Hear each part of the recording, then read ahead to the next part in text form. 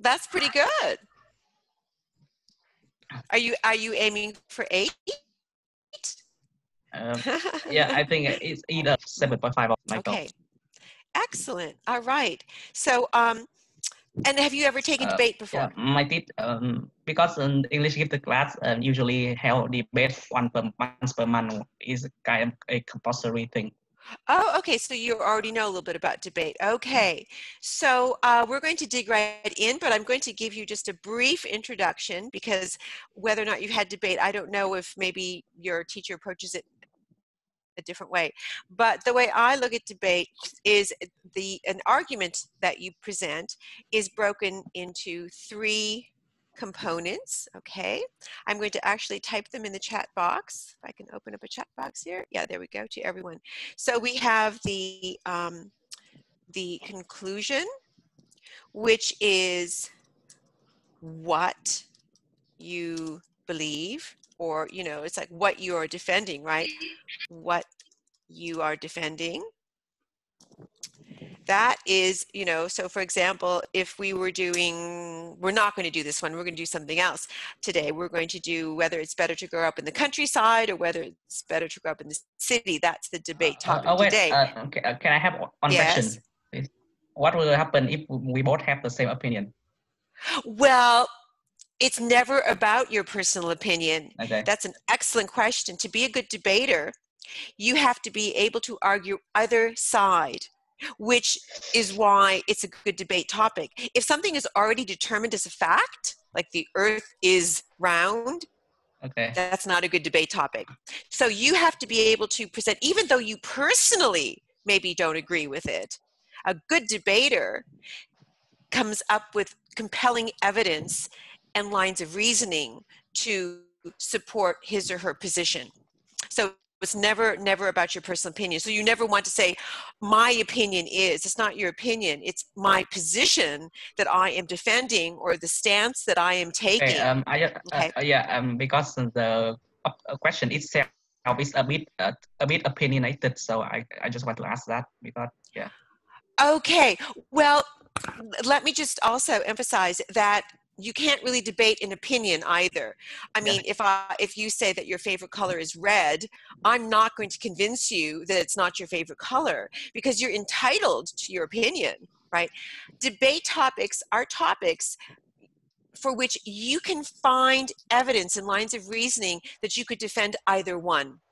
And so a good debater wins the argument by coming up with the most compelling reasons, which is the second component. We call that the premise or premises, and usually there's more than one. That is that is why, right? Why? That is when you have to develop lines of reasoning, and that requires you to be logical, right? Very logical. Okay. And the third component would be the assumptions that you make. The assumptions. You assume certain things. Okay. The assumptions. And they link, the assumptions link the conclusion and the premise, the what and the why. So if you want to win the debate, go after false assumptions that your opponent has made. Or strengthen, make sure your assumptions are really strong, rock solid, that you can defend them, because that's the best way to go after your opponent with your counter argument, is to find some false assumptions. So let me just give you a quick example so you understand, and then we're going to debate this topic, and I will assign, I guess it's just going to be the two of you, right? Just the two of you? Yeah, maybe we won't have a third student. Okay, Okay. So let's go back to the school uniforms, because that's something that you can relate to. So the position would be, school uniforms are good, school uniforms are not good. It would be better to wear your own clothes, right? You can take either side. Now, let's say someone who's saying they're good, say, it's levels the playing field. It makes students more equal, so they're not being discriminated against, so they're not going to be judged. Everyone's wearing the same thing. Okay, yeah, I mean, that's logical, and I think that probably is one of the reasons maybe that schools have you wear uniforms. But your opponent might say, well, wait a minute.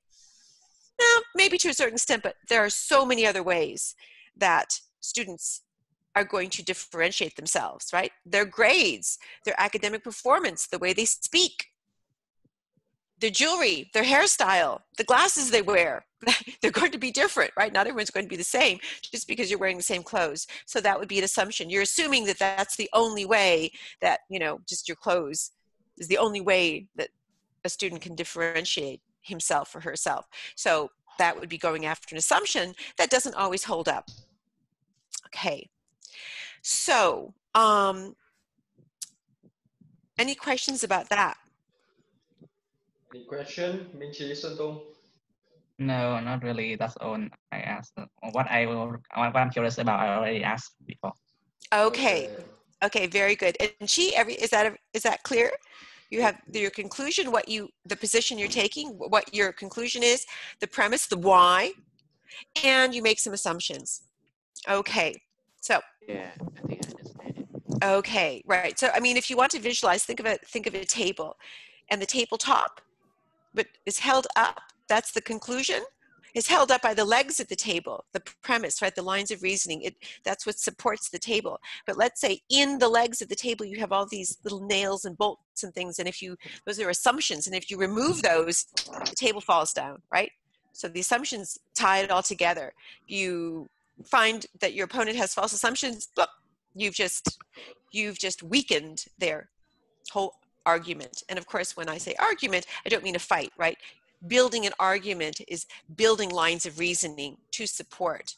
Now, the other thing is, how do you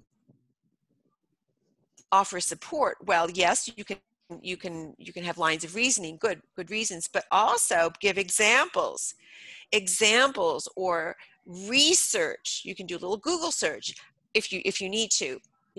Credible sources. Maybe a professor has done some research. Maybe there's a survey that's been done. Maybe you could cite some statistics, right? That's going to appeal to logic. That's going to make sense. It's going to strengthen your argument, because it's not just presented as a personal opinion or logical thinking. Logical thinking is good, but then you want to support it with evidence. So, all right. So with that, I think I'm going to have Chi, since your hair is blowing and you've got the beautiful Golden Gate Bridge behind you, I'm going to have you take the position that the countryside is better. And Swan Tum, I'm going to have you say that growing up in a big city is better. You see. Now, okay, now I'm going to give you, I'm going to give you about 10 minutes, let's say, and I want each of you to develop 3 lines of reasoning. And if you want to cite any research, if you have access to, the internet, or you have your smartphone or something, feel free. Maybe there's some educators who have done research on this, the benefits of living in a big city or the benefits of growing up in the countryside when you're young. This isn't about living as an adult. This is about growing up, like your childhood growing up, right? So let's be clear about that. It's not about, an adult, okay? Like someone your age or younger, okay? Okay, so now 10 minutes, get your pen and your paper. Write the note down. 10 minutes now is 8:15, and we have 10 minutes until 8:25. Let's start.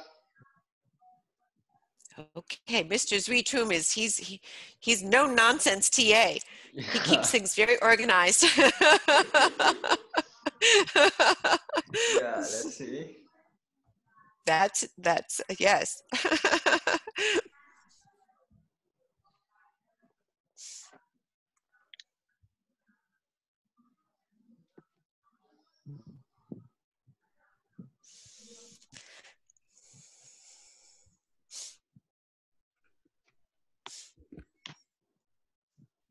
So has the lockdown been lifted, Zui? I guess it's been lifted, right, in Vietnam? Yes, for sure. That's good. Good. Excellent news for you. We're going back to school. Oh, you get to go back to school next week? Yeah, to the week after next week. Excellent. So the first week of May. Oh, very nice. Can they come back to the center too, Zui? Zui too? Can they go back to the center? Yeah, they go back to the center today. Today they can? Yeah. Oh, nice. Very nice. After tomorrow, with the president, they told that he told that we can come back. But with the student, maybe after this month, I think so. Oh, you mean some still want to just keep doing the online until things get a little, okay. Yeah. Well, that's great news. Yeah, I think so. They'll be letting people fly to Vietnam again? Will there be the flights back to Vietnam? Oh no, they still ban it. Yeah, I don't think so. Area yet. No foreigners. They don't want any foreigners. Not wanted, not invited. Okay. Yeah. So how about there? In Portugal, is this okay? Well, it's not as good as Vietnam, but it's not as bad as Spain or Italy. Oh. So we have a state of emergency, shelter in place, but they're going to start lifting some restrictions, I think, after May 2nd. So I think they're going to start opening up some small neighborhood shops and hairdressers and things like that. That's the plan. Because we've been shelter in place since about March 18th, 17th, 18th. So it's been a good 6 weeks. Yeah. So now it's 8:40. So it's 8:20. We have 5 more minutes. Mm-hmm.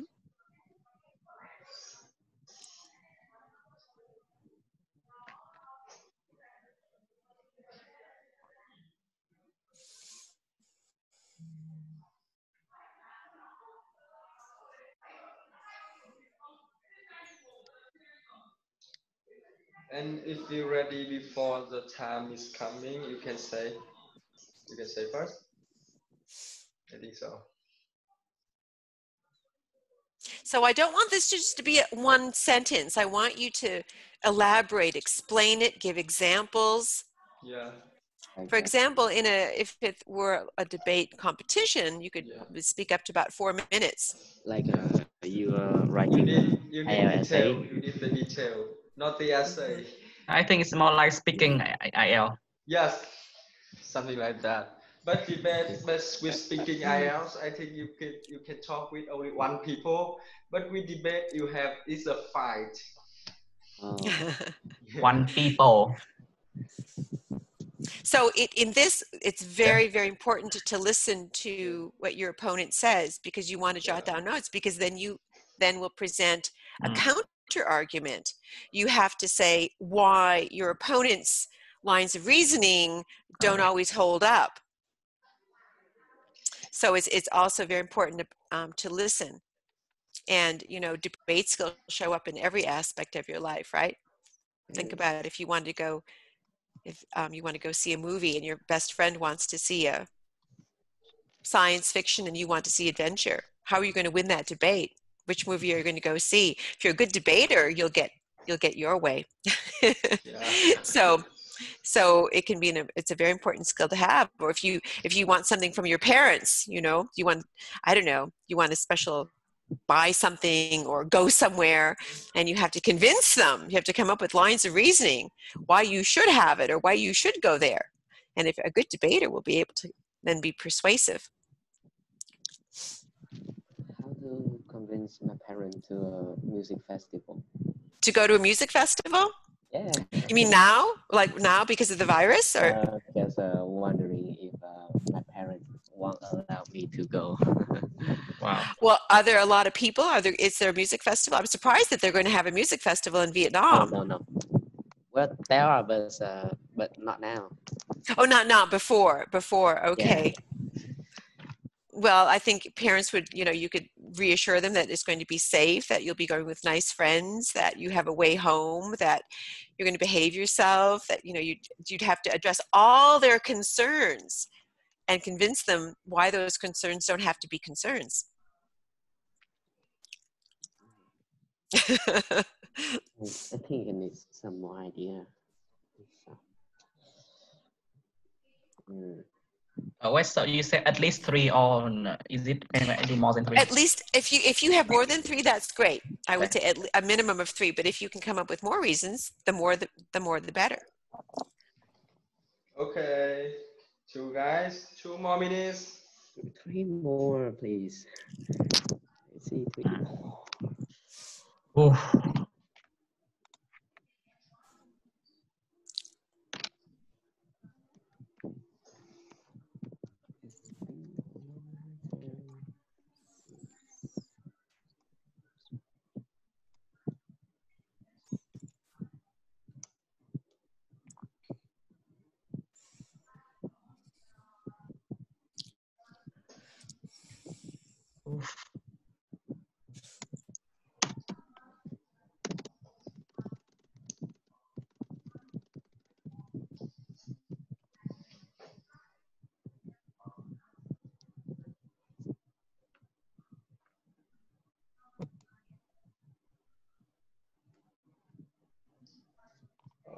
Okay, 2 more.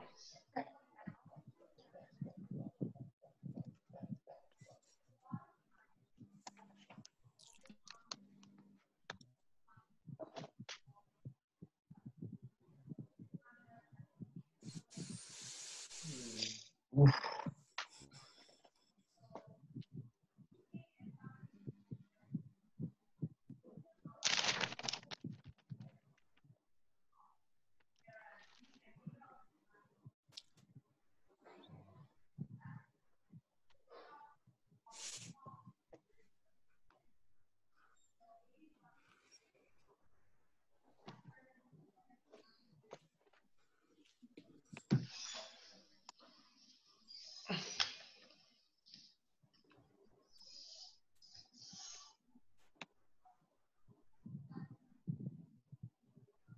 Jack, it's time. Okay. Everyone? Okay, let's see what you've got. Do you have a volunteer who'd like to start? Who went first? Okay, Xuân Tùng. So as for the city dwellers, I can see so many upsides as to why you live in the city, that it completely overshadow what almost anything the country can bring you, especially with the youngsters. Basically, the first obvious benefit to living in city is uncountably more opportunities for better education. Basically, with the better facilities in the city, coupled with the fact that many teachers and scholars go job hunting mainly in the cities, because due to they have higher pay, you Sorry to guarantee. slow down. Okay, You you are need to say too guaranteed fast. to get better education within the cities as a whole. Additionally, better in the city as a whole. That's one argument for me. I'll save the rest for later. So your better education is your line of reasoning. Yes. Better teachers, better facilities. Yeah. Okay. All right. Now let's have Ming Chi identify a reason that it's better to grow up in the countryside. So I have prepared many. So the first thing I really want to say is very interesting. They're interesting in activity, in producing material, or having some natural sport, like you can swim in the river. That's it. It's only allowed in the countryside. So there's many nowadays city that they won't allow people to swim in the river. or when they are producing, like they are making steel or transporting material to the paper. People don't know that. So in the countryside, there's more activity that kids can explore and gain their knowledge more. And furtherwise, due to some research, there's a account that countrysides have a better facility compared to the past. Like they have a better school education rate and hospitality. And I also have some friends that they are from some rural sides of the country that they study very good, so they come to my school. Okay, so when you say that there's some research that indicates that the schools are better, so can you cite that research? Where did that come from? It's in my experience. Well, then you'd have to, like, what is your experience? You've gone to a school in a country and you've gone to a school in a big city? I talked to many of my friends and many. Okay. Yeah. Okay. All right. So that's, so what we would call, we would say that that's anecdotal. Anecdotal is just like, it's like personal stories, anecdotes, anecdotal. Yeah. So that would not, I mean, you could use that, but friends doesn't, that's not going to have the kind of credibility that a proper research, you know, it's just like anecdotal means, well, I heard from a friend, right? So, okay, but it's not as credible as maybe there was, you know, a proper study done comparing schools in the city and schools in the country. Okay. Thank you. And then can you explain the hospitality a little bit more? I'm not quite sure what you mean by that, the hospitality. So they opened up many centers nearby the countryside. So whenever there's some problem, so they can run by that center. It's just a small center with a nurse with basic skill.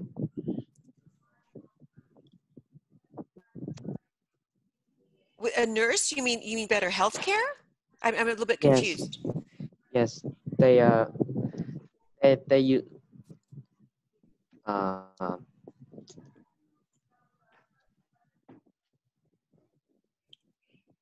When you say hospitality, you mean hospitals? Because hospitality means like restaurants, hotels, being welcomed and greeted and feeling like a, you know, like hospitality is the hospitality industry is really like tourism. Hospitals is, you know, obviously where you go when you're not feeling well, if you're sick. So is that what you meant? Better hospitals? Yeah, better hospital. Better hospitals. Okay. Better healthcare. Okay. So now, how is that they have better hospitals and healthcare? What is that based on?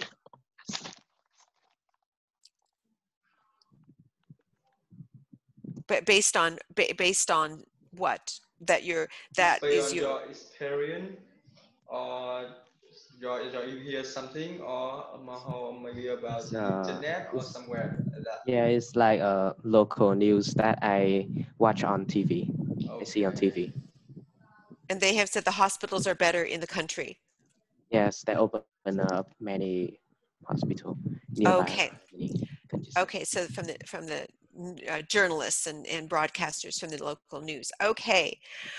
All right. So now we're going to go back to. Thank you. We're going to go back to Swan Tum. Okay. And I'm going to ask you to do two things. One is to present a counter argument to what Chi has just presented. And secondly, another line of reasoning to support your position. So two tasks. Okay. One counter argument to weaken a line of reasoning that he presented, and another line of reasoning to support your argument. Okay? Okay. So, okay. Let's start now. Yes. Okay. So when she talks about the thing called better hospitals, I have one argument about it is that city statistically cities usually have the better facilities and doctors and professions. Better compared to the past. Oh, okay. So again, city have better facilities and doctors have more professions comparatively to countryside, and so that argument is, I say, is still a bit weak. And also when she talks about what is it called? Oh yeah, the exploring the countryside. I think that within the cities there are still also certain skills that you can still also learn, and also the exploring the countryside only adds to practical skill and not really useful for maybe like getting a degree or getting a job in the future. It only adds to your personal experience or maybe real life experience, things like that. Oh yeah, for my argument, there are facilities exclusive to the city that are almost never available within the countryside. Like, for example, higher education, like big universities, main branches of large corporations, great job prospects are there. And then there's also good, better, what's it called? Oh yeah, better road foundation, great traffic, better traffic, better like better modern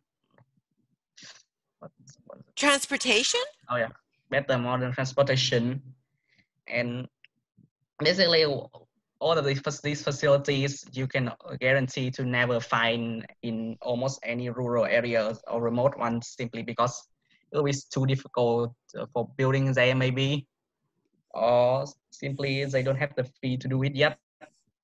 So for the time being, these facilities are completely exclusive to the city. Okay, now I have a question. You said that she was talking about these like outdoor activities such as swimming. He mentioned swimming, and you said, well, there's a lot that you can do, but you need to mention. You left it very general. No, that you said there are a lot of activities in the city. So what are they?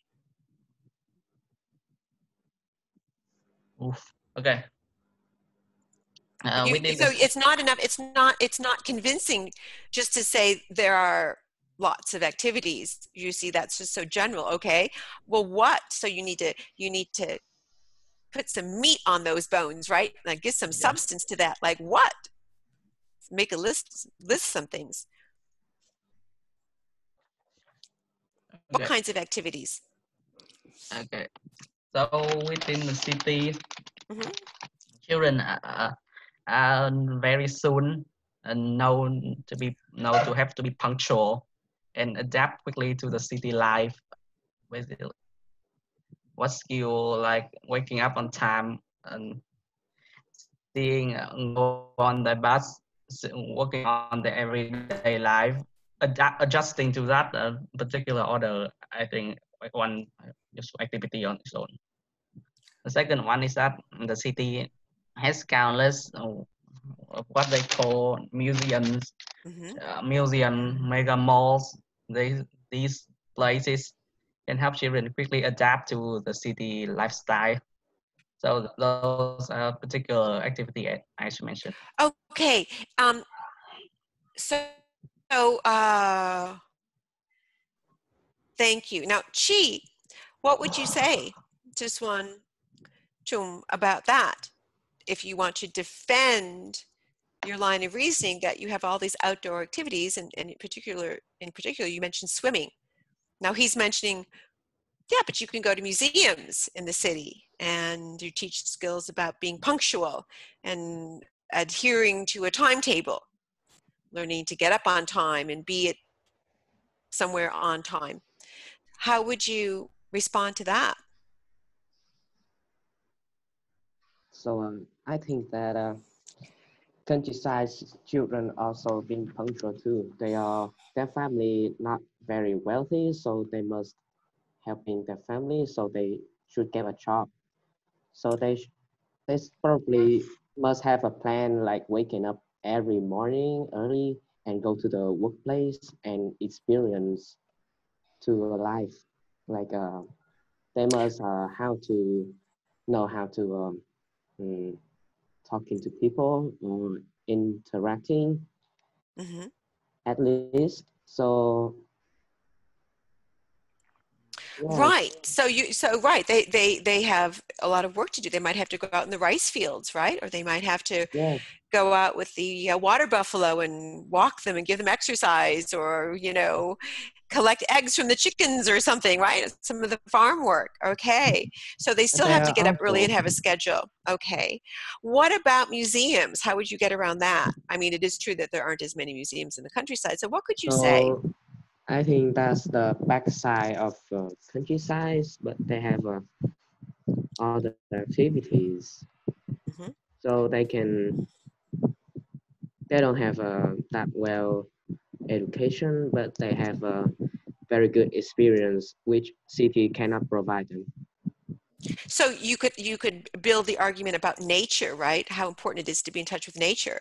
You'll Yeah. actually discover flowers and trees, and maybe a child who lives in the country can identify all the different types of trees and different flowers and insects and animals, where maybe someone a city, so they learn something different.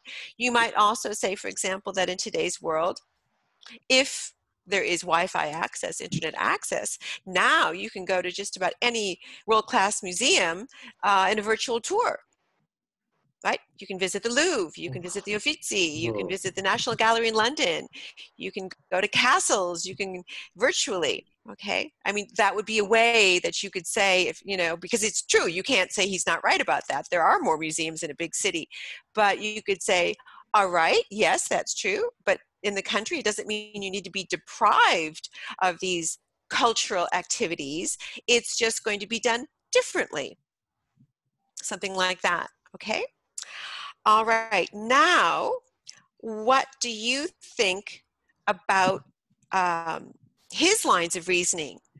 So he talked about higher education, he talked about better transportation, better health care, more specialists, better facilities and hospitals. These are all the things that he mentioned. What kind of counter argument could you present? So I would say that they have better health care because they have more health problem. So due to the guardian, What is better health care? The cities? Wait, or the yeah, country? yeah, the city. Okay. I mean, they have better health care because I think they have more problem. So due to the guardian, people living in countryside have living longer, about 1 or 2 years. And Is that a statistic? yes, that's for Okay, sure. so maybe this is an opportunity for you to mention better air quality, right? Maybe there's less cancer because there's less lung No, cancer, there, better, healthier. there's many things like from food, air, and mental health, physically, everything. Hmm. I think so. So it's a healthier, they're back to nature, they can eat food that they've grown in their own garden. It's Yeah, organic, not treated with yeah, chemicals. So you want to give yeah, all those, they get a lot more physical exercise. So you'd want to develop all those lines of reasoning. Now, yes. what about, so there are other things. Now also, what you could say in terms of when he talks about better education, you know, you could acknowledge, yes, that, you know, there might be better teachers and better schools in the big city. I mean, that's probably true, right? You can't say, no, there aren't. They're much better. I mean, it's probably true. I mean, that's been established. However, once again, if in the country you have access, internet access, you could say today you can be self-educated. I mean, even Harvard is offering 62 free courses to anyone in the world. You can listen to lectures from the top universities anywhere in the world, right? You can teach yourself. Benjamin Franklin was a genius, right? He was the founding father of America. He had great insights about electricity. He had many inventions. He was an author. He was a brilliant man. Completely self-educated. Completely self-educated. He never went to a formal school. So see how you can develop ideas. And I'm sure there's maybe some Vietnamese, famous Vietnamese too, really brilliant Vietnamese who may not have had a formal education. I don't know, because I don't know the Vietnamese history as well. But you could give those kinds of examples. Uncle Ho, I think Uncle Ho is one example of self-education.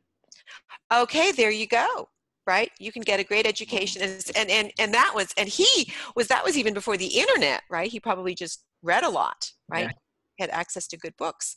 So if you have access to books, and then on top of that, the internet, you know, I think your education might not suffer terribly. Okay.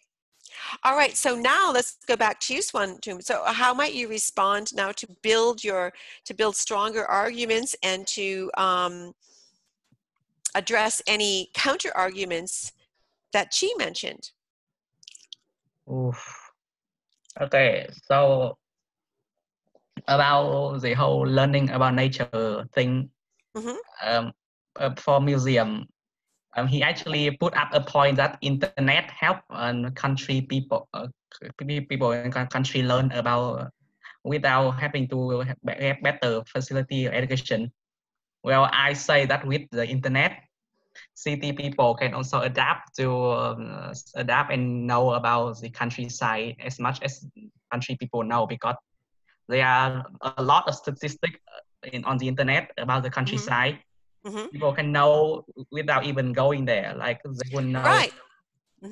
Good. You could use it, the same argument that he used. You could use it the other way. Absolutely. They will know about what insects are, what activities they can do, what fun they can have, and whatever healthy activity. I think the only thing the city will ever lack is fresh air. I do think that, because now with the technology of virtual reality, I think you can almost fully immerse yourself within the countryside. And so, the more developed the internet, the better for countryside to be educated. Yes, that's true. But also, the more the city people can learn about the countryside and its absolute beauty without actually having to go there.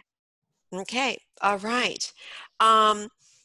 What about what he said about, outdoor activity and swimming and, being in touch with nature? Oh, I think that's even more simple, because in cities now, I forgot to mention, there are swimming pools, there are parks, there are even competition within the city rivers themselves, like city rivers. There are certain races and activities they can participate and almost fully immerse themselves, almost the same as the countryside, without actually having to go there. Okay. All right. What about, you could mention parks, beautiful parks. Yeah. Or even, or you could say you could still be raised in a city and you could take a little weekend excursion, right, in a beautiful national park or something like that, right? It doesn't mean you would never have access to a natural setting, a beautiful setting. So see, there are ways that you can, get around that. Okay. Anything else that you'd like to add to strengthen one of your own lines of reasoning or to weaken any? Go ahead. Another one of my reasoning. The city have far better job prospect in this that the countries can almost ever offer, because like I said before, many branches of grand corporations are condensed within cities. You are guaranteed to find a high wage job with proper education, and even if it's not too useful for children or adolescents, it will certainly be useful for their parents, and who will simply have more fees to raise their family. And how would you address that, Chi? About job prospects, what would you say about that? So I think that with better education facilities, so I think that children from rural area can still go to the city for better job opportunity. Right, because this is just about where you're raised. Yeah. So you could be raised in the country, get a good education, and still go to a city when you're an adult, when you're ready, you know, you've completed your formal education. And Yeah. so I don't think there's an argument there, you know, in terms of, yes, there are better job opportunities in the city. I think you're absolutely right, Swantum. But to get around it, you'd say, but that's that you can still go to a city later after you're, you know, when you're an adult and look for a job, because this is just about, you know, where you're being raised. Okay. Anything you'd like to add to strengthen anything you've said or to weaken anything else that Swantum had said? Chi, anything?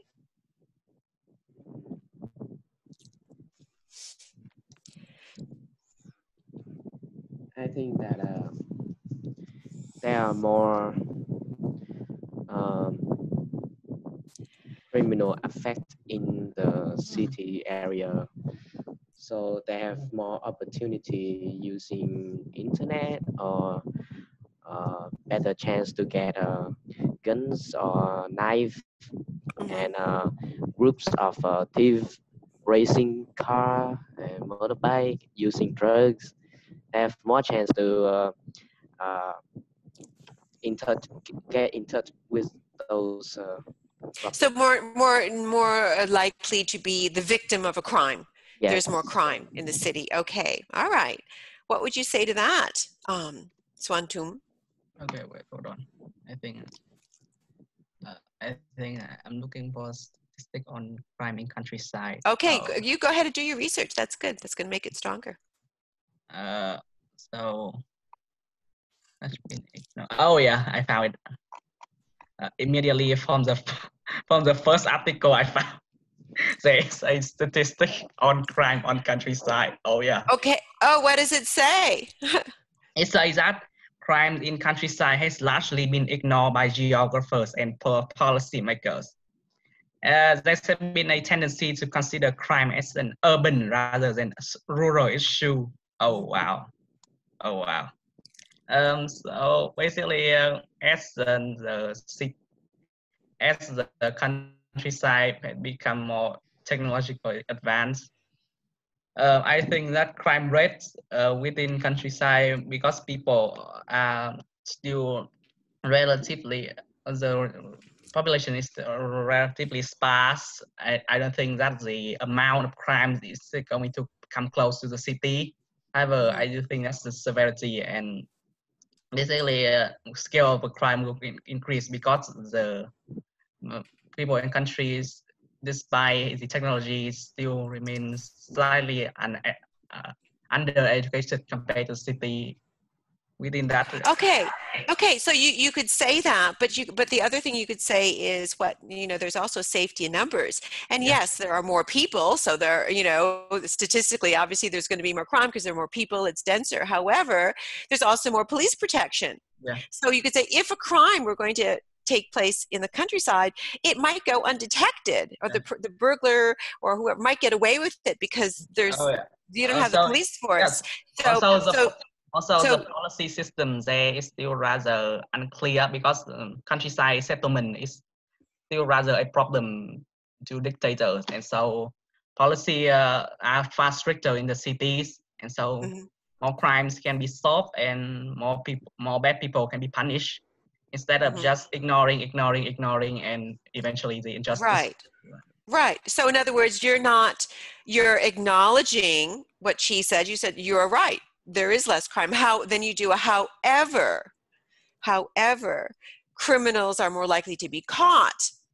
There's more protection to, you know, try to discourage crime, and when it does happen, you know, there's more likely to be punishment, and the criminals will be caught. So that's the way to do that. Okay. So imagine being out on a country road and you could get robbed and no one's going to know. But if you're, you know, in the heart of the city, you know, you could scream and maybe look. I think as long as you are not in an alleyway, I think you are very safe in the city. Would someone come to your rescue if you were screaming? I mean, if you are directly in on the main road, I think everyone will hear you unless it is at night. And they will come to help you. They won't look the other way. They will intervene. They'll help you. Okay. Yes. Okay. All right. So any other thoughts about this one? Any other thoughts? Now I want to ask you this. I want to ask you two questions. One is, which position do you think was easier to defend? Like, which one do you really believe in? I'm just curious. And what would, of all the ideas that were presented, all the reasons, which one do you think is the strongest to defend your actual stance? Not the one you've been assigned, but the one that you would, if you had to go out in the real world and talk to someone, this is what you really believe, the position that you take, and what would be the strongest argument? I have one more idea. But okay, yeah, go ahead. Chi, go ahead. So I think that children raised in countryside have a better care about being moral and better moral, and their behavior is better. So you mean you think they're better behaved? Yes. Better values? Better values? Yeah. Here, I'm just like, do you think that means that they don't care as much about money and acquisitions and material things, or yes, in what way? They don't care about, in the way that they know that they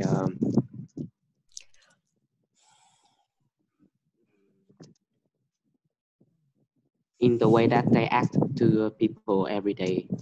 So it's a good way, or they not based on anything, like they want to use people for their problem.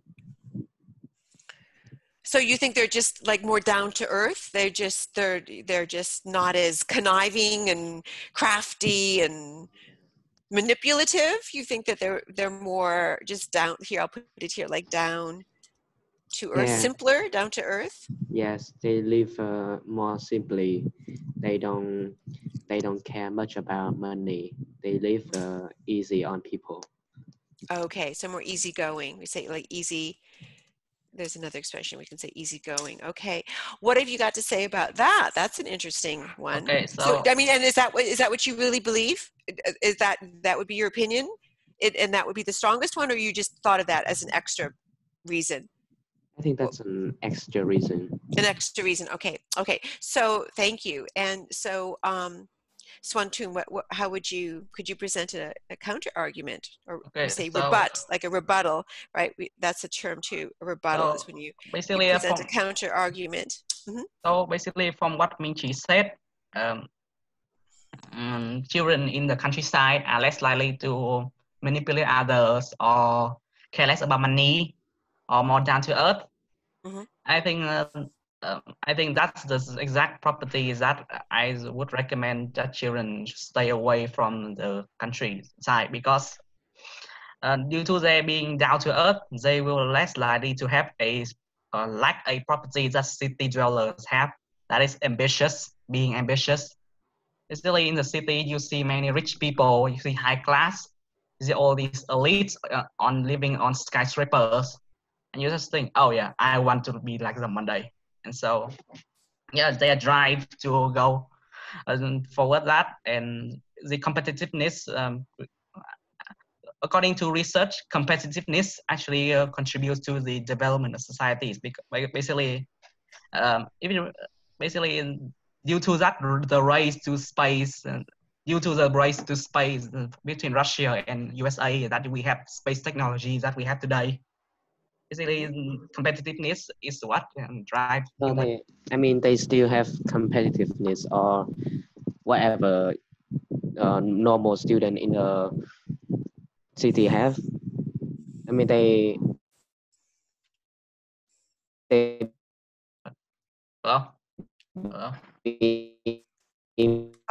I think he's freezing a little bit there. I think he's freezing. more real. They're not making friends for benefit. I think we're having a little technical issue. Yeah. You froze too, Swan Tum. You froze as well. Hello, can you hear me? Oh, now I can. Now you're back. Okay. Let's see here. I don't know. Zui Tum, I think Ming Chi froze. I think he froze. Yeah. We can't hear him. So, but I think what he was saying is that it's not mutually exclusive. You can still be a really good person with good values and be competitive. So he's not saying that. He's saying that you can still grow up in the country and be down to earth and still be competitive. You're just not manipulative. Are we? Now I think he froze too. Is everyone freezing? Should we? Hello, can you hear me? Oh no! Now you're back. Now you're back. You froze there for a while. Hello, can you hear me? Okay. Okay. Yes. Sorry. And I think okay. And you're back too, Chi Ming Chi. Yes. So what? Okay. So did you guys hear So what it's I about said? your internet? Yes. Okay. Okay. Oh, I forgot what I said. So have you guys heard what I said yet? I think you were saying that it's not about not being competitive. You can still be down to earth and be competitive. You can, but you're maybe kinder and not manipulative, but you can still be competitive. Is that what you were saying? If I summarize it correctly, or did you want to add something to that? That's what I last heard before you froze. So I think that they still have the character of being like a normal student, but they lastly seem to be like they're making friends for their benefit. So They using don't do that. using people. They don't use people. Use people. Okay. Yeah. All right. But you can still be competitive. Okay. So what have you got to say to that, Swan Tum? Okay, and so regarding the whole manipulate people to get what they want thing, I do think that that property. You hear me? Oh, okay. Oh, we can hear you. Okay. Yeah, I can still hear you and see you. Okay, so about manipulating people to get what you want, Mm-hmm. I think that that apply only to a certain minority of people who are selfish and sociopath. Basically, that is borderline sociopath within psychology. If you always manipulate people, they will definitely have develop trust issues. And I think the main reason why city people are so distrusting of others is exactly was the fear of trust issues. Basically that, and also for the competitiveness, I do agree that say a certain degree of competitiveness within the countryside. I think that the fierce competitiveness of the city can increase its production far quicker and basically drive the entire industry going for the city. Okay. So what about, I'm going to throw another idea in here. What about to your point about competition and moving progress, right? In the countryside, maybe there's a little less stress, all these day-to-day, obligations getting around. So you have time to use your imagination. You have more time to daydream and use your imagination, which leads to great creativity and thinking about what could be done in the realm of possibility. Right? So in the countryside, maybe you have, because there's less stress, you can just be lying in a meadow somewhere, a bucolic setting, and you can just let your mind begin to imagine possibilities. Okay? What would you say about that? Okay. So I do think that creativity is what basically modern children lack, and entrepreneurship is exactly why companies now have to employ entrepreneurs for their department. that exact reason. I didn't. Okay, but I didn't understand the first part. So, what was it about creativity? I didn't quite understand what you said. Can you just repeat that, please? Basically, creative. What first part? Yeah, well, the first part, which in response to the line of reasoning that I presented, something about. I got the point about the entrepreneurs, but what did you say just before that? I do recognize that creativity is a certain thing that children in the city now lacks a lot. Mm-hmm. Except for the ones that with artistic talent. I don't artistic talent or geniuses. I don't think practicality is something a strong point of the city dwellers. They are very impractical children. So are you weakening my argument or strengthening it? I don't know. Because I'm saying in the countryside, children maybe have less stress, so that allows them to be more imaginative and be more creative in the countryside.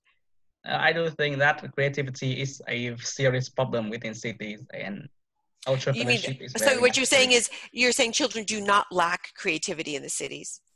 Yeah, children lacks. I think children seriously lack creativity in the city. They do lack it, yeah. But that means they don't have it. They lack it, so that is a problem. That's what I didn't understand. When you're saying that it's true that they lack creativity. So how would that be a good thing to lack creativity? Basically, the uniformity of city is what erodes creativity. Basically, people are encouraged to be punctual, and due to that stress, I think eventually it will lead to stress, and it will eventually erode your creativity. So if you are saying that, then you would agree maybe that growing up in the countryside is better? Yeah, I think that is very that lack of creativity is what infested the city the most. Okay, so you're changing. So is that what you really believe too? When I asked the question, now let's forget the role that you've been assigned. Your conclusion. What do you really think is? And would you then? Am I to understand that you would really rather grow up in the countryside than the city, Swantum? Where would you personally? I'm asking you now, I know your debate topic was you had to defend growing up in a city, but my question was, subsequent to that, was if you were talking to friends, forget a formal debate, what position do you really believe in? Forget debating skills, in other words, that you've been assigned a position. What position would you take if given the choice? The countryside, obviously. Okay, all right, okay. All right. So, which is my point is that you see you had to defend a position that you didn't really believe in, and you did it well. So you see that's a good debater, right? Because you didn't really want to defend the city, but you had to find ways, and that's being a good debater. Mm-hmm. Really now, what about Ming Chi? What position would you actually take? Do you agree with the countryside, or actually your real position that you would take would be city? Which one would it be? I would take the cities. Oh, you each of you had to do the opposite of what you really believe in. Okay, and that's very funny.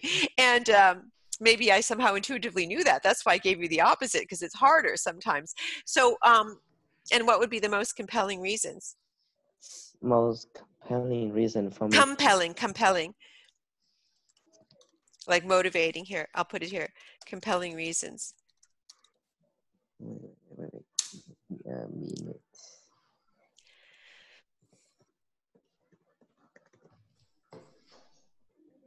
Living in the cities, I see real profit in city for a child.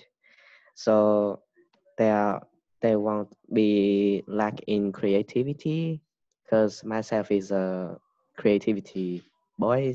I do a lot of artwork, like I paint my wall, or I draw a lot, or I make many things. Mm-hmm. I even can cook. I made many dishes that my parents would applaud that. Okay. All right. Okay. Okay, very good. So, All right.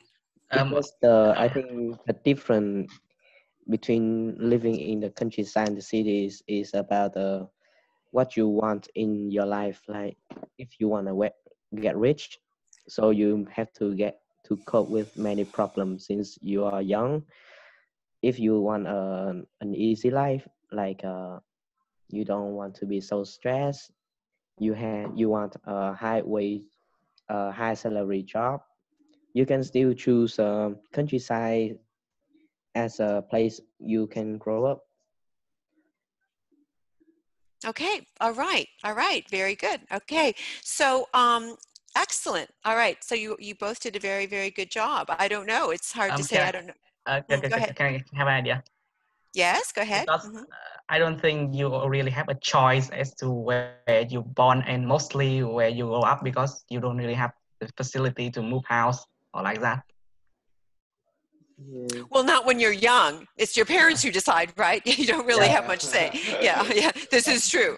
It's when you're adult, right? Then you can decide for yourself. That's right. Okay. All right. So, any questions about the debate that we had? Do you think that there was a winner, or you think you were equal? I suddenly think that the suburban area is suddenly the best one. Why do I think that? Which one?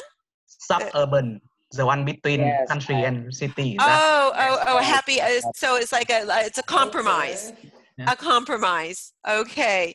It's like, so we have an expression here, which is the best of both, the best of both worlds. The best of both worlds. Okay. Very good. All right. So let me give you one more topic to do because we have some time left here. All right. Yeah. I think we'll just go back to the simple one, the school uniforms. Good or not so good? School uniforms. So I'm going to give you, again, we won't have as much time. I'll give you 10 minutes. I want to see if you can come up with 3 reasons. And this time, I want you to really think about making sure your assumptions are solid so that your opponent can't weaken your argument. Yeah. So maybe we have 20 minutes left. So maybe Yes. we need 5 minutes to prepare. What do you think? That's not a, maybe we'll do a compromise, maybe 7 or so. I think they're going to need a little bit of time to think about that. 5 minutes isn't a lot of time here to develop it. Let's do maybe 7 minutes. Okay. Something like that. Yeah. Okay, So Swantum, you are going to say yes. Okay. You're going to defend wearing school uniforms, and Ming-Chi, no. Much better not to wear school uniforms. No uniform, right? Yeah, right, no exactly. Uniform. Okay. Or maybe you want to change. Ming-Chi will say no, and Sun-Tung will say no. I don't know. I have change? idea for both sides anyway. I also have idea. Okay. Okay, yeah. So we'll just okay. Okay, time start.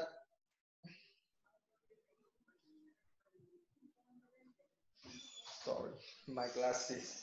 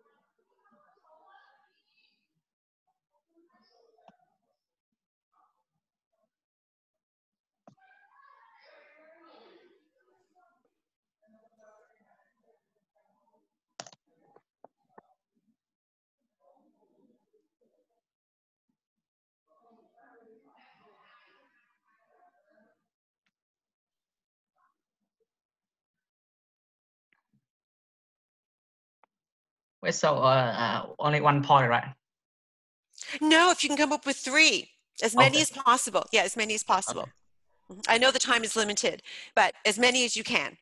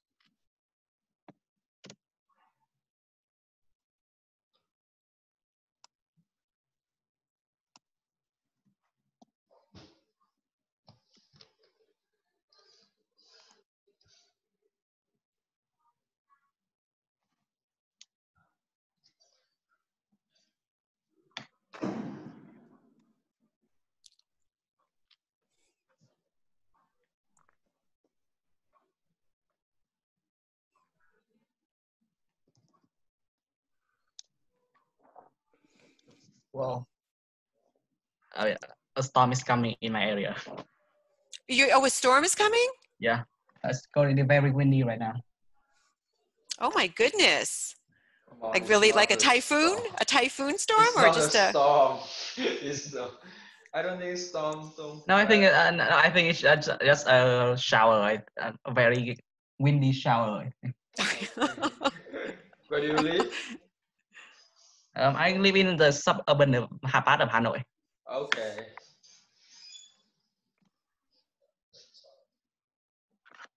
There was an earthquake yesterday in Los Angeles. Yeah. Did you hear Whoa. about that? Not a bad one. It was only 3.7, but everyone felt it. It was a big jolt near the airport, near Los Angeles airport.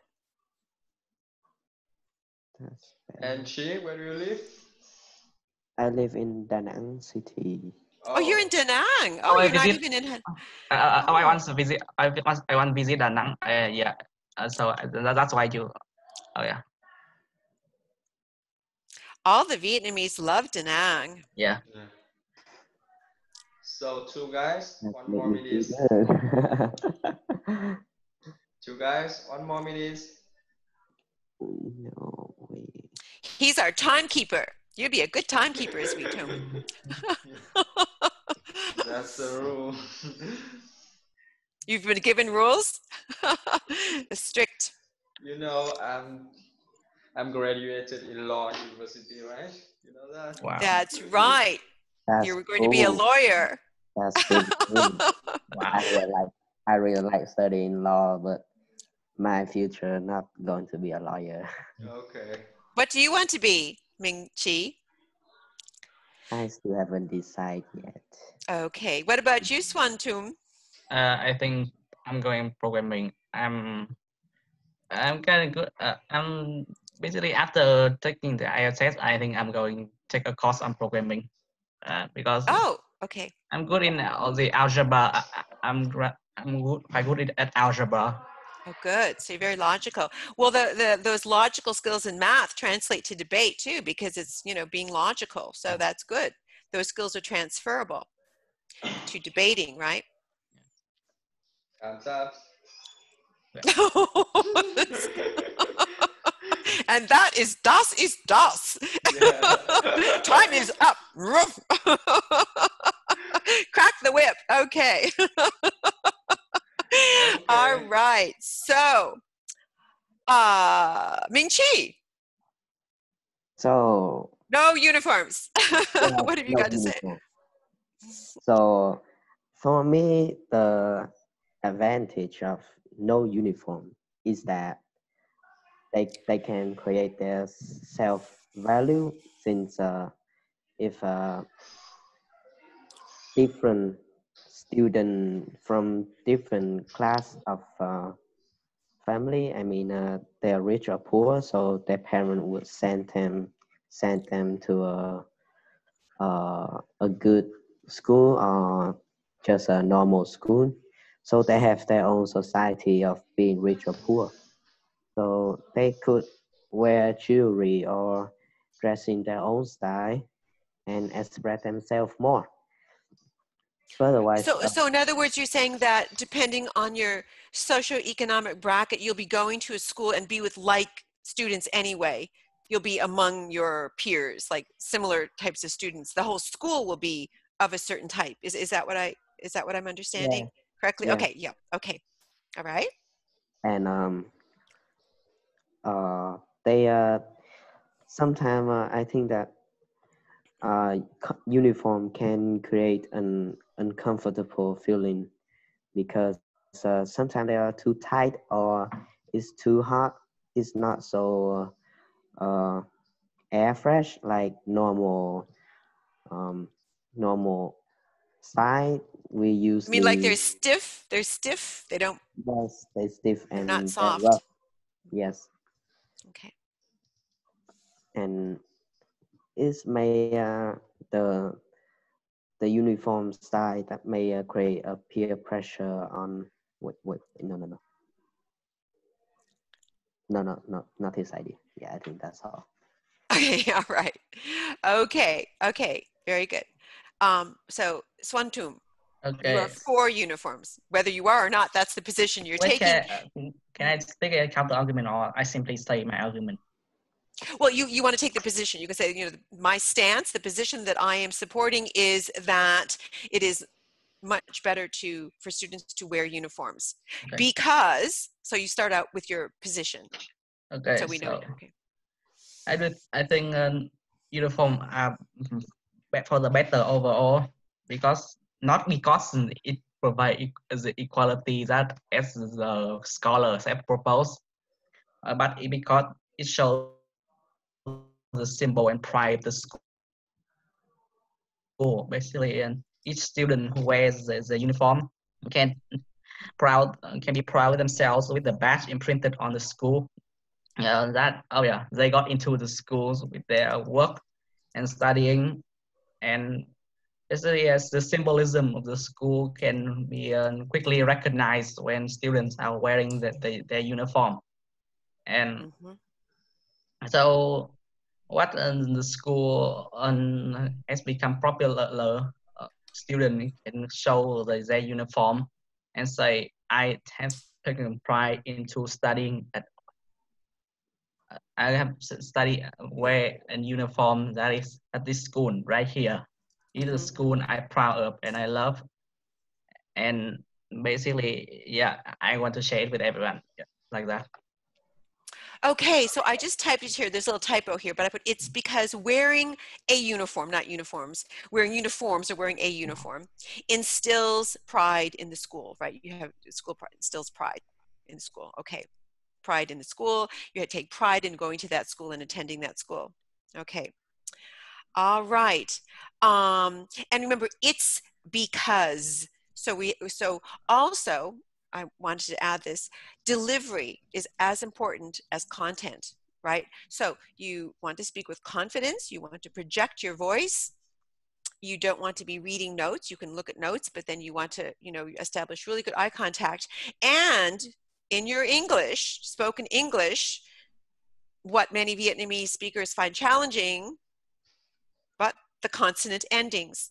So you really need to crisply articulate your consonant endings. It's because wearing a uniform instills pride. So we need to hear all those consonant endings very crisply, okay? Because delivery is also important, okay? Okay. Good reason. Good reason. Okay. Any other reasons? So, wait, no, which turn is it? Whose turn is it with? Either one. So do you have anything else to say, Swantum? The next one is that, yeah, like even if you get rid of school clothing, school uniform, there is still the thing with the work uniforms that our corporations are very inconsistent with, and chances are you are far more likely to go into a one with who prioritize formalities over, comfortableness of their staff, and so they want to show professionalism, which Comfort, the comfort. Yeah. Oh wait, I'm sorry, I think I missed you here. So we're talking about school uniforms. What's the connection then to wearing a uniform on a job? Okay, I lost you there a little bit. I'm still leading up to it. I'm still leading up to the one. Okay. So to prove their professionalism and formality, corporation almost the statistics over half of the corporation will and can make their staff wear uniform, and so eventually you still have to deal with the uncomfortable doing discomfort. Mm-hmm. And then so when you wear a uniform, you are practically practicing to get used to that exact procedures. Okay. So it's good practice for later in life, for your future job. Okay, got it. All right. Okay. Now, Ming Chi, what have you got to say to that? About the school pride? You take great pride in your school, like I belong to, this is my school, and prepares you, for maybe many professions require uniforms, right? Yeah. What do you say to that?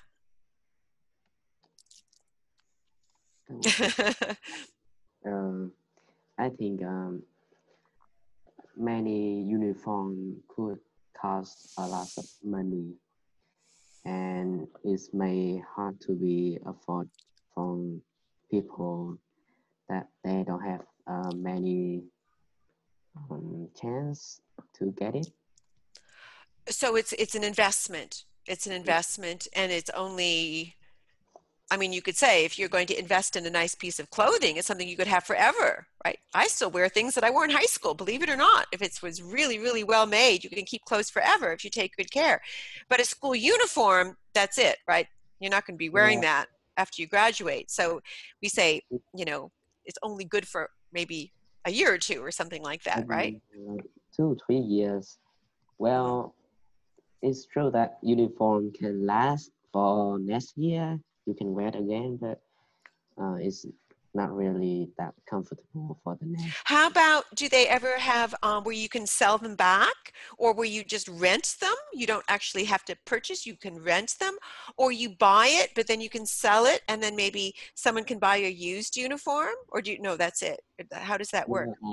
I've never seen that before. The only thing that I done is that I give it free to my younger nephew. Okay, so in the family, keeping it in the family. Okay. Yeah. What did you think about Swan Tum's point about pride? You feel proud that you go to that school. Well, people without uniform, they can still be proud. Like I see Harvard University have a sweatshirt of their logos. So you can Right. still wear random shirt and put on a sweatshirt outside of Harvard with Harvard logo. Right. Very good. You could have a book bag, or you could have a baseball hat, or running shoes, or something with the logo. Yeah, or like where you carry your pencils or something. So there are other things that you could wear to or show school pride. Yeah. Okay. All right. And what do you think about Ming Chi's arguments, Swan Tum? Okay, so about the whole school pride thing, indeed logo can be printed into one. Hold on. Wait. Okay. So indeed, it can be imprinted into one into logo. However, I do think that what is it called again? However, I do think that what is it called again? Oh wait, hold on.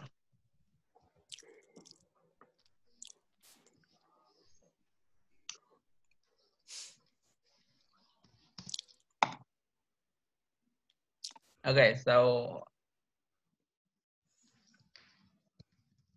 yeah, I almost know counter argument to the logo part. Okay. All right. So anyway,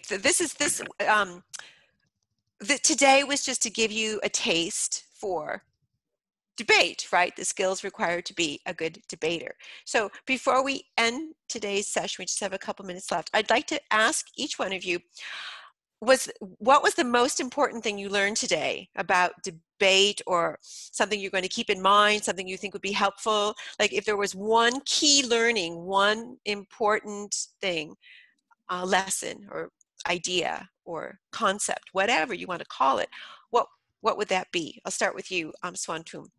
What is something, because you've debated before, but was there something that you found helpful, or something that you'll keep in mind, something that moving forward?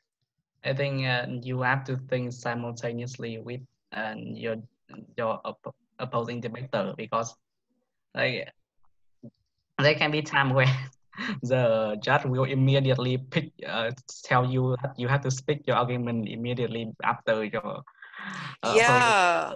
Good. So, You have to be a good listener, right? Even take notes. Be a really, really good listener when the other. Absolutely. Very good. Okay. Thank you. Yep. And Ming Chi, what about you? What did you learn today that? I need a better preparation. I need better prepare for source and evidence. Mm-hmm. Yeah, and I mean, in a professional debate, they usually let you take a smartphone or something and you can do research. For example, in the World Scholars Cup, they give you about 15 minutes to do your research and prepare in a proper debate. So, yeah. Okay, good. Well, very good. Do you have any questions before we say Tam Viet Kak Em? That's my Vietnamese. That wasn't English. That was my feeble attempt to speak some Vietnamese. Okay. All right. Very good. Well, it was very nice to meet you. I hope you'll continue. And it's a great skill to have, right? yes. Okay. So oh my goodness, it's late there. It's 9:30. So yeah, it's time to go to bed, right? Okay. All right. It's 3:30 for me. I have the rest of the day. So I will say goodbye and hope to see you again. Yes. I like to speak to Ming Chi. Oh, okay. So you want me to say, I'll say goodbye? Okay. I like to say to Ming Chi. Okay, bye-bye. Bye. The coffin dance was very nice. Oh yeah, thank you for playing that music. I really like that song. Goodbye, Jack. See you. Bye. I know that. Okay, bye. Now, hi em. No, I didn't like that music. Okay. Xuân Tùng, she's gone. Okay, thế thì Trí, anh nói chuyện với Trí vậy. Sao? Buổi hôm nay nào em? Debate tương Dạ lai. được anh. Em đang suy nghĩ. Ok, không sao. có Anh tham chỉ gia hỏi không? cái cảm nhận của em về buổi hôm nay thôi mà. Sao? Em thấy cái debate này nào? Anh nghe em nói thì có vẻ như là trước đây em có tham gia debate rồi đúng không? Đã tham gia bao giờ chưa? Em chưa từng luôn anh. Đây Em là có lần đầu tiên à? dạ, em học IELTS nhiều, cái em cũng có nhiều idea nhưng mà kinh nghiệm của em không nên là ít được tính là một cái Debater hả? evidence tốt. Ok, nhưng mà không sao. Cái gì nhỉ? Nếu mà đây là lần đầu tiên debate của em thì có thể thấy là cái idea của em nó nhiều, là một thì nó là cái cơ sở rồi, và cái ý tưởng mà cách để em triển khai ý tưởng ấy để thuyết phục người ta ấy, thì nó cũng là cái kỹ năng mình cần luyện thôi. Yeah. Và nghe em nói thì em chắc có vẻ cũng thích debate nhỉ? Có bao giờ xem những cái chương trình debate trên TV không? Dạ, chưa. Chưa. Những Dạ cái chương là trình như em kiểu trường tin các thứ em có bao giờ xem không? dạ có coi một vài tập. Ok. Ok, thế thì đấy là buổi hôm nay nhá. Debate về hai topic, chắc là em cũng nhớ rồi. Và hôm nay đối thủ của em thì có vẻ là bạn ấy anh nghe Quá. Dạ. Rồi em cảm ơn. Bạn ấy nói như gió ấy thì thôi. Sau này thì nếu mà có cơ hội thì mình sẽ gặp nhau trong buổi debate tiếp theo, và cái kinh nghiệm của mình sẽ được mài giũa nhiều hơn, và mình sẽ thuyết phục người khác giỏi hơn. Ok nhá, cảm ơn em. Cảm ơn nha. Hẹn em buổi tiếp theo nhé. Bye Dạ. bye. Bye bye. Ừ.